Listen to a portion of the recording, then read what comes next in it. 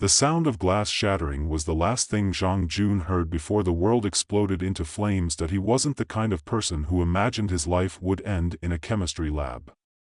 Most people pictured a fiery death in a car crash or maybe a bad decision involving fireworks. Zhang had always assumed his end would come by old age, surrounded by textbooks and papers he never got around to reading. Maybe his lab would catch fire one day. Maybe that's how he'd go out, but he hadn't expected it to happen so soon. 1 minute, he was carefully adding a reagent to his latest experiment, a potentially groundbreaking attempt to manipulate energy from chemical reactions, and the next, the world was collapsing. The glass beaker in front of him began to vibrate. First, a subtle tremor, then an electric hum that was almost too high-pitched to hear. A surge of heat rose from the mixture, and before Zhang could back away, the entire thing exploded. Shit! Zhang yelled, diving to the side, but he wasn't fast enough. The shockwave sent him crashing into the lab counter, knocking his head hard against the metal surface. A surge of pain flared in his temple as everything went dark. When he woke up, it wasn't the pain that caught his attention first. It was the sound. For a moment, Zhang wondered if he had lost his mind. The hum of the fluorescent lights above him felt louder. Not just louder, but sharper. His senses were tingling, and every breath felt as if the air was running through his body like electricity. He blinked rapidly, but the world looked the same except that the lab felt different. The overturned beaker was still there, but it wasn't just broken, it had melted into a puddle of some strange, glowing material. The lab equipment that had been near the explosion was bent and warped, but it wasn't the kind of destruction that made sense. This was a level of destruction that came with something else. Something alive. Zhang tried to sit up, but his body felt strange. His heart was pounding in his chest, and a sense of urgency wrapped around his thoughts. He stood shakily, rubbing his temple. His legs were unsteady, and his mind was clouded. But there was something else. Something in the air around him. It was like a presence. Hello? He called, his voice hoarse. Nothing. Just the crackling of broken equipment. Zhang took another breath and stood taller. The air was thicker. It was like he could taste it, like it was heavier than it had been before. With each inhale, his chest expanded in ways that felt unnatural. And then, almost without thinking, he flicked his fingers at a stray piece of paper. Before his eyes, the paper caught fire. Zhang recoiled, jumping back as the paper ignited in a flash, lighting up the darkened room. He stared at the small flame, almost hypnotized by it, as it flickered in the center of his hand. It wasn't natural. He didn't know how he'd done it. But there it was. He felt the heat radiating off the small flame, felt it licking the air around him like a living thing. His heart pounded harder now, and panic bubbled up in his throat. What the hell was going on? It only took a second for the fire to grow out of control. Zhang, startled, flung his hand backward, instinctively trying to put out the flames, but that only made it worse. The fireball that had once been a small flicker suddenly exploded, sending a shockwave through the room. The flame leapt toward the ceiling, and Zhang's heart raced. He could feel the heat rising, almost like it was a part of him. He was about to scream when, out of nowhere, the flames just stopped, and then, just as quickly as it had started, the fire was gone, replaced by an odd sensation of dampness. Zhang looked down at his feet. His lab coat was soaked. The floor around him had puddles of water forming, slowly spreading across the tile. It was like someone had turned on a faucet in the middle of the lab, but there was no faucet. It didn't make sense. What? Zhang whispered. Suddenly, an intense gust of wind blew through the room, knocking over equipment. The wind was sharp, almost like a hurricane. Papers flew, and the force was enough to send Zhang sprawling backward. He tried to catch himself, but the wind kept pushing against him, as if it had a mind of its own. He scrambled to his feet, breathing heavily, but this time, the wind wasn't the end. No, this time, the ground beneath him started to rumble. A low, guttural sound filled the room as the earth beneath his feet shifted. The floor cracked, tiles splitting apart like a huge earthquake had hit. Zhang was almost thrown off balance again as the ground buckled beneath him. He didn't know what to do. His mind raced. The elements? Was he controlling them? Or were they controlling him? The wind died down. The fire was gone. The ground stopped shaking, and the water vanished as quickly as it had come. The lab was silent again. Zhang collapsed back to the ground, feeling a mixture of exhaustion and terror. His body trembled. His hands were still shaking. What in the world was happening? Hours later, Zhang was sitting in his small apartment, staring at his hands as if they weren't his own. He was still wearing his lab coat, though it was now streaked with dirt, water, and small singe marks. He didn't know what to think anymore. His mind couldn't wrap itself around what had happened. Could this even be real? The phone on his coffee table buzzed. Zhang Jun, you still alive? Li Wei's voice rang through the speaker, light and teasing. Zhang picked up the phone but didn't speak. He couldn't speak. His mind was reeling. Zhang? Li Wei pressed. What happened? You've been gone for hours. Are you? Wait, why's it so hot in your apartment? Are you okay? What happened? Zhang glanced at his window.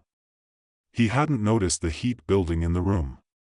His skin was still flushed, the air still felt charged, like there was a storm in the atmosphere. His mind spun, and he suddenly felt lightheaded again. Li Wei, I need you to come over, Zhang said, his voice trembling. He couldn't explain it, but he needed someone there. Someone to talk to. Someone who could tell him this wasn't just a bad dream. I'm on my way, Li Wei said, sounding concerned. Zhang dropped the phone into his lap and stood up, pacing around the apartment. He felt like a time bomb, like something was about to explode inside him again. What was happening to him? How could one moment of carelessness in the lab result in this kind of power? Zhang wasn't sure how much time passed, but when Li Wei arrived, she found him pacing, his eyes wide with fear. What's going on? She asked. You look like you've seen a ghost. Zhang stopped, suddenly aware of how frantic he must have looked. He swallowed hard and tried to make sense of it all. I think I'm losing it, Li Wei. Li Wei stared at him, confused. What do you mean? Zhang started, but words failed him. Instead, he held up his hand, and for the briefest moment, a small flame flickered in the palm of his hand. The fire wasn't big, but it was real. It wasn't an illusion. And just like that, it died down. Li Wei's eyes widened, her mouth falling open. She took a step back. Zhang, what the hell? How did you do that? Zhang looked at his hand, still trembling, but this time there was no fear. Not anymore. There was only confusion. I don't know. I really don't know. Zhang Jun stared at the flame in his palm, watching it flicker and dance. It wasn't the first time he'd seen something like this. He had already experienced it in the lab. But now, with Li Wei standing in front of him, it felt like the weight of the world was in the air between them. She was frozen, staring at his hand with wide eyes, as if she couldn't decide whether to scream or run. I'm not imagining this, Zhang murmured, more to himself than to her. The fire was real. He was controlling it, or maybe it was controlling him. His heart raced, his mind scrambling for answers that didn't come. He closed his hand, and the fire extinguished, leaving only the faintest wisp of smoke curling in the air. Li Wei didn't say anything for a moment, just standing there, her eyes flicking back and forth between his hand and his face. He could see her trying to process it, trying to figure out what to say. She wasn't the type to freak out, not usually, but this was something else entirely. Something bigger than both of them. Zhang, she said slowly, cautiously, what the hell just happened? Are you sure you're okay? Zhang let out a short, bitter laugh. If by okay, you mean able to set things on fire without even trying, then yeah, I'm just great. His voice wavered, but he tried to laugh it off. If he didn't, he might start panicking again. Li Wei frowned, walking slowly toward him, her eyes scanning his face. "Are you hurt? You look different. Like, I don't know, like you've been through some kind of transformation or something." He swallowed hard, his throat tight. "I don't know what's happening, Li Wei. I think I have powers. Like, actual powers." He couldn't say it any other way. Saying it out loud made it sound ridiculous, but it was the truth. He didn't know how it had happened or why, but he couldn't deny it anymore. For a long moment, she didn't speak, just looked at him with a mixture of disbelief and curiosity. Finally, she crossed her arms, still watching him carefully. "What are you going to do with them?" "I don't know," Zhang said honestly. "I don't know what to do with any of this." He dropped his hands to his sides and let out a frustrated sigh. "I've been in labs, I've studied chemistry, I've worked with energy systems. I know the laws of the universe. And this? This doesn't follow any of them. Well, okay, I think we need to figure this out, but maybe we don't need to freak out about it just yet." Li Wei's voice had softened, but there was still a nervous edge to it. "I mean, you're not hurt, right? And you didn't do anything too crazy. You can control it, right?" Zhang turned to face her fully, rubbing his temples. "I don't think I'm controlling it. I think it's controlling me." He shook his head, trying to make sense of it. "When I was in the lab earlier, I didn't even know what I was doing. My emotions, just everything got out of hand." And then, he trailed off, not wanting to relive the chaos that had unfolded in his mind earlier that day. "I don't know how this happened. I don't know why it's happening." Li Wei's expression softened, and she stepped closer, her voice quiet but steady. Okay. We'll figure this out. You're not alone in this, Zhang. But we need to be careful. The last thing we want is for someone to find out. Especially if you can do things like that." Zhang's mind snapped back to the fire, the wind, the earth that had cracked beneath his feet. His body still felt out of sync with the world, as if his senses were stretched too thin, as if he could feel every shift in the atmosphere, every change in temperature, every movement in the air. He could almost taste the elements. It was overwhelming. Dangerous. He wasn't sure he could control it. "You're right," he said quietly. "We have to keep this quiet. But I don't know how long I can keep it under control." Li Wei stepped back and glanced around the room, clearly thinking. What if we find a way to study it? Not like study it, but, understand it? Like, how to harness it or, no, Zhang interrupted, cutting her off. "I don't want anyone messing with me. Not like that." He shook his head firmly. "I'm not a lab experiment." Her brow furrowed as she considered his words. "Okay. No experiments. But we can figure out how to control it together, right?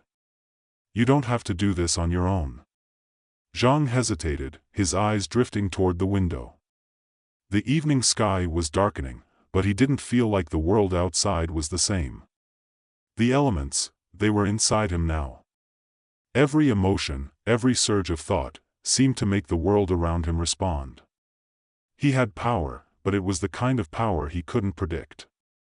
And that scared him more than anything. "I don't know how to control it," he muttered, more to himself than to Li Wei. "But maybe I should try to understand it. Before someone else finds out." Just as he said the words, a sharp knock echoed through his door. Both he and Li Wei froze. Zhang's pulse quickened, and the air around him seemed to thicken, as if the elements themselves were responding to his growing anxiety.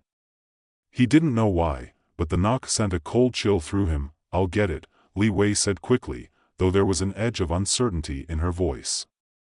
She walked toward the door, but Zhang's instinct told him to stop her. "No," he said urgently, his voice low. "Don't open the door." "Why?" she asked, confused. "Who's out there?" "I don't know," Zhang said, his mind racing.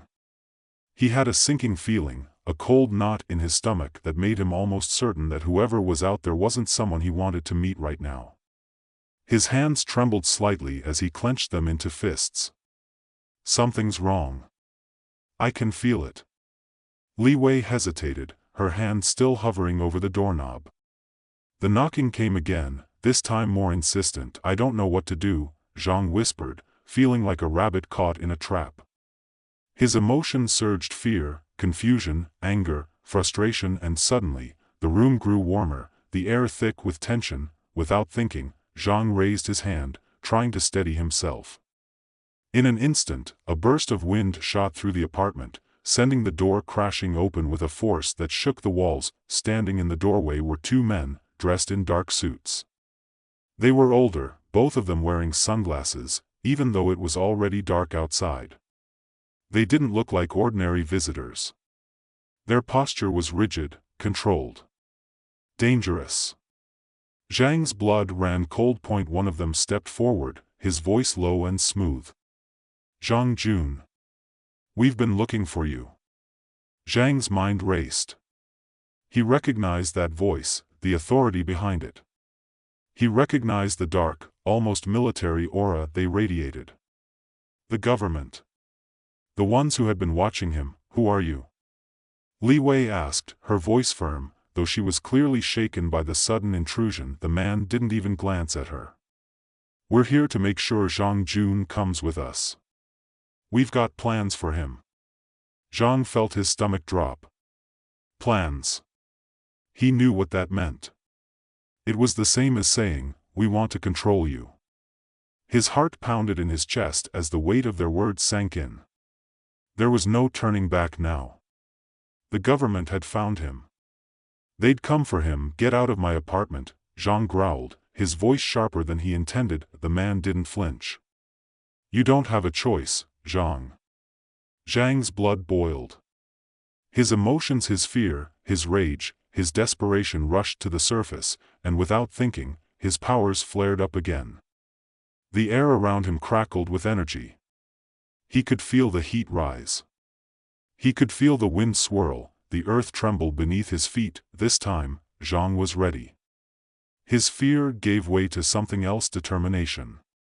He wasn't going to let anyone control him.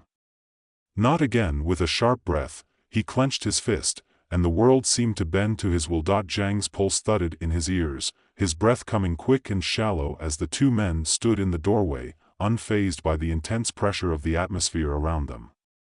He clenched his fists, the electricity in the air almost palpable, crackling like a storm ready to break. For a brief moment, time seemed to slow, his mind racing for a solution, for a way to fight back or escape. The man who had spoken first took a step forward, his face impassive, his dark sunglasses giving nothing away. Zhang's eyes darted to the other man behind him, tall, broad-shouldered, and just as unreadable. Together, they felt like a wall of cold, impenetrable authority. You don't get it, do you? Zhang's voice was low, rough with tension. I'm not going anywhere with you. The man in front of him didn't flinch. His expression didn't change. You don't have a choice, he repeated, his voice calm but commanding. The room seemed to grow even warmer, the air thicker. Zhang's hands trembled, not from fear anymore, but from an anger he couldn't contain. His mind screamed at him to control it, to reign in the power building inside him, but it felt like a wild animal, clawing its way free. He could feel the fire building in his chest, rising from the pit of his stomach, the heat curling in his fingertips. The wind picked up again, howling through the apartment like a living thing. Li Wei's eyes were wide, but she took a step closer to Zhang, instinctively placing a hand on his arm. Zhang, don't, she started, but her voice trailed off when she saw the intensity in his eyes. She realized too late that the danger wasn't just outside their door, it was in the air. It was inside Zhang. The men in the doorway remained motionless, their expressions unreadable, as if they were used to this kind of confrontation.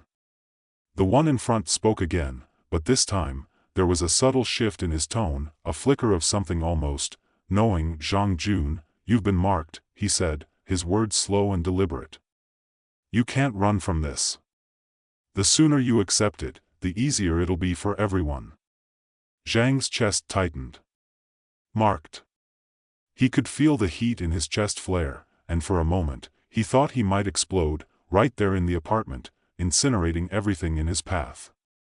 He wasn't sure how much longer he could keep it contained, how much longer his body could withstand the pressure of these powers growing inside him. I don't care what you think I am, Zhang spat.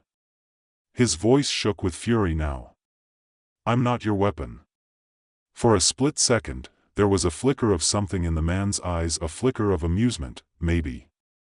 Then, without warning, the first man raised his hand, and suddenly, Zhang's world tilted. The air around him seemed to warp, thickening like smoke, and the ground beneath his feet began to tremble. The wind howled again, but this time it wasn't just a gust, it was a force, as if the very fabric of the room was shifting. Zhang staggered back, instinctively trying to regain his balance, but it was like fighting against the tide. He could feel the power surging around him, pulsing with a rhythm that was foreign, but somehow familiar. Do you really think you can control it? The man asked, his voice cold and almost taunting. You're not the only one with power, Zhang. Before Zhang could react, the air exploded into a blast of heat. It wasn't fire, at least, not exactly, but it was close enough. A searing wave of energy surged toward him, pushing him back against the wall, the heat so intense that it felt like his skin was on fire. He gasped, his whole body screaming in protest, the flames licking at the edges of his senses. His heart was hammering in his chest, but there was something more, something deeper. The elements, he thought, his mind racing. I can control them. I have to. With a primal roar, Zhang thrust his hand forward, pushing back against the fire, against the oppressive heat. He focused every ounce of his will, trying to call on the power that had surged through him earlier, the fire, the wind, the earth, the water. He didn't know how, but it felt like the only way to stop this. The room responded, the wind howled again, but this time, it wasn't just pushing back, it was wrapping around him, curling like a protective shield.